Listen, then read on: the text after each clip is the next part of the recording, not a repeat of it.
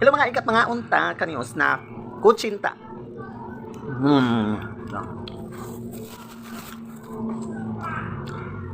Koy story ba? Kuan.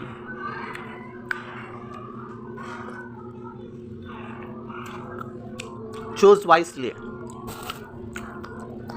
Kapag ka sa choose wisely, dili na siya but pasabot nga about sa politics nga nag-election, mupili ka og tarong.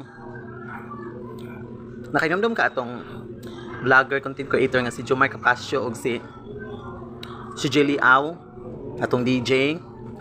Di ba? Sa ilang relasyon sa una kay makaingon jud kag kanang kuan. Makaingon kag sana all kay sweet kay sila sa mga social media nga ilang ipakita. Labi na tong nagkuan si Jomar nag-propose katong kuan, nag-engage sila, di ba? So di ba makaingon jud ka sa tanan lang mga video, makaingon ka nga sana all kay sweet couple nga kuan sila nga kanang perfect couple. Pero matingalan na lang ka kay kablo katong nag-trending nga bugbog kaayo si Jelly Au, Ginoo ko. Muna siya akong pasabot, choose wisely.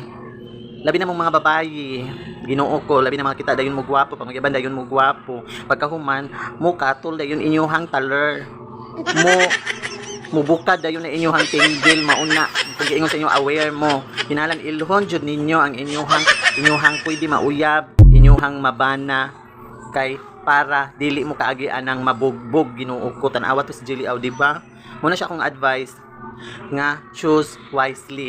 Dili kay ang imong atimanon, imong makita di mo gwapo ka isya ana dayon na pagkahuman, ang ending imong uyabon, imong mabana pagkahuman, wali ka kabalo sa batasan. Kusog di kay mga lata. Pagkahuman mamugkuan pa jud, mangbugbog pa jud, mao gani na pala hubog pa jud, mangulata pa jud, nang ending labhag ng bakay ng mata nimo, lakay ng naong nimo, labhag ng aping nimo kay laparo, di ba? Muna siya choose wisely, ha? Dili atimanon ang pagkakatol sa taler nga mubukad yung tinggil. Ayo atimanon ang mga gwapo-gwapo diha. Atimanon ninyo ang inyong tan-awon, inyong observe ang batasan jud sa inyong mabana, sa inyong mauyab. Ha? Maurat to. Sige na, babay na.